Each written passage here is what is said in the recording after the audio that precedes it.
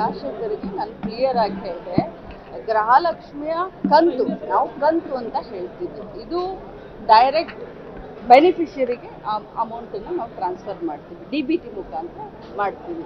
ಇದರಲ್ಲಿ ಯಾವುದೇ ಮಧ್ಯವರ್ತಿ ಹಾವಳಿಲ್ಲ. ಇಲ್ಲಿಯವರೆಗೆ ಗೃಹಲಕ್ಷ್ಮಿ ಯೋಜನೆ ಪ್ರಾರಂಭ ಆಗಿ ಇಲ್ಲಿಯವರೆಗೆ ಇವತ್ತಿನವರೆಗೆ 23 ಕಂತುಗಳು ಹೋಗಿದ್ದಾವೆ. 24ನೇ ಕಂತನ್ನು ಕೂಡ ಮೊನ್ನೆ ನಾವು ಶುಕ್ರವಾರ ದಿನ ನಾವು ಬಿಡುಗಡೆ ಮಾಡಿದ್ದೀವಿ. ಬೆನಿಫಿಷಿಯರಿಗೆ ಅಂದರೆ ಗೃಹಲಕ್ಷ್ಮಿಗಳಿಗೆ ಇನ್ನೊಂದು 3-4 ದಿನದಲ್ಲಿ ಕ್ರೆಡಿಟ್ ಆಗುತ್ತೆ. ಅವ್ರು ಪದೇ ಫೆಬ್ರವರಿ ಮಾರ್ಚ್ ಅಂತ ಕೇಳ್ತಾ ಇದ್ದಾರೆ. ನಾನು ಅವ್ರಿಗೆ ಹೇಳಿದೆ, ಇಲ್ಲಿಯವರೆಗೆ 23 ಕಂತು ಕೊಟ್ಟಿದ್ದೀವಿ, 46,000 ಕೊಟ್ಟಿದ್ದೀವಿ. ಆ ಫೆಬ್ರವರಿ ಮಾರ್ಚ್ ಕಂತು ಬಿಡುಗಡೆ ಆಗಲಿಲ್ಲ ಅಂತಂದರೆ ಮಾನ್ಯ ಫೈನಾನ್ಸ್ ಮಿನಿಸ್ಟರ್ CM ಅವರು ಇದ್ದಾರೆ, ಅವ್ರ ಹತ್ರ ಮಾತಾಡ್ತೀನಿ. ಅವರು ಕೂಡ ಹೇಳಿದ್ದಾರೆ ಅದು ಬಿಡುಗಡೆ ಆಗಿಲ್ಲ ಅಂದರೆ ಇಮಿಡಿಯೇಟ್ ಹಾಕ್ತೀವಿ ಅಂತ. ಬಟ್ ಒಂದು ಮಾತನ್ನು ಹೇಳಲಿಕ್ಕೆ ಬಯಸ್ತೇನೆ, ಗೃಹಲಕ್ಷ್ಮಿಯನ್ನ ಹಾದಿಯಲ್ಲಿ ಬೀದಿಯಲ್ಲಿ ವಿರೋಧ ಮಾಡಿದಂಥವ್ರು BJPಯವರು. ಅವ್ರಿಗೇನಾದರೂ ಬದ್ಧತೆ ಇದೆಯಾ? ಇವತ್ತು ನೋಡಿದ್ರೆ ಗೃಹಲಕ್ಷ್ಮಿಯರ ಬಗ್ಗೆ ಅಚಾನಕ್ಕಾಗಿ ಕಾಳಜಿ ಅವರಲ್ಲಿ ಕಂಡು ಬರ್ತಾ ಇದೆ. ಯಾಕೆ?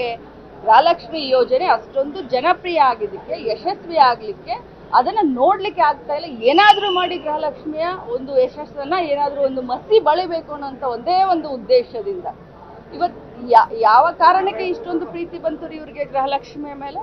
ಹಾದಿಯಲ್ಲಿ ಬೀದಿಯಲ್ಲಿ ಜಗಳ ಮಾಡ್ಕೊಂಡು ಹೋಗುವಂಥವ್ರಿಗೆ.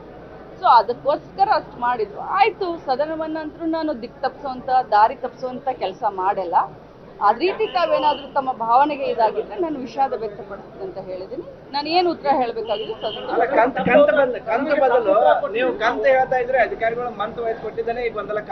ಇಲ್ಲ, ಖಂಡಿತ ಇಲ್ಲ. ನಾವು ಕಂತು ಅಂತ ಹೇಳ್ತೀವಿ. ನಾವು ಯಾವತ್ತಿದ್ರೂ ಕೂಡ ನೀವು ನನ್ನ ಎಲ್ಲ ಸ್ಟೇಟ್ಮೆಂಟ್ಗಳನ್ನ ನೋಡಿ ಡೆಬಿಟ್ ಕ್ರೆಡಿಟ್ ಇರುತ್ತೆ.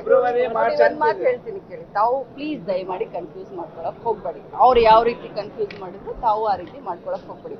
52,000 ಕೋಟಿ ರೂಪಾಯಿಯನ್ನ ಹಾಕಿದೀವಿ. ಒಂದಲ್ಲ, ಎರಡಲ್ಲ, ಮೂರಲ್ಲ, ನಾಲ್ಕಲ್ಲ, 52,000 ಕೋಟಿ 614 ಹಾಕಿದಾಗ ನಮಗೆ 2 ತಿಂಗಳದ್ದು ಹಾಕ್ಲಿಕ್ಕೆ ನಮ್ಗೆ ಬದ್ಧತೆ ಇಲ್ವಾ? ಖಂಡಿತ ಇದೆ. ಈಗ 2 ತಿಂಗಳದ್ದು ಬಾಕಿ ಇದೆಯಾ? 3 ತಿಂಗಳದ್ದು ಬಾಕಿ ಇದೆಯಾ? ಇದು ನಿರಂತರವಾಗಿ ನಡೀತಾ ಇರೋದು. ಇನ್ನೊಂದು ತಮ್ಮ ಗಮನಕ್ಕೆ ತರಲಿಕ್ಕೆ ಬಯಸ್ತೇನೆ, ಗೃಹಲಕ್ಷ್ಮಿಯ ರಿಜಿಸ್ಟ್ರೇಷನ್ ನಮಗೇನಾದ್ರೂ ಬದ್ಧತೆ ಇಲ್ಲ ಅಂತಂದ್ರೆ ರಿಜಿಸ್ಟ್ರೇಷನ್ ದಿನಾಂಕವನ್ನ ನಾವು ಕಟ್ ಆಫ್ ಮಾಡ್ತಾ ಇದ್ವಿ. ಪ್ರತಿ ತಿಂಗಳು ತಮ್ಮ ಗಮನಕ್ಕೆ ತರಲಿಕ್ಕೆ ಬಯಸ್ತೇನೆ, 15,000 ಪ್ರತಿ ತಿಂಗಳು ಆಡ್ ಆಗ್ತಾ ಇದ್ದಾರೆ. ನಾವು ಕಟ್ ಆಫ್ ಡೇಟ್ ಕೊಟ್ಟಿಲ್ಲ.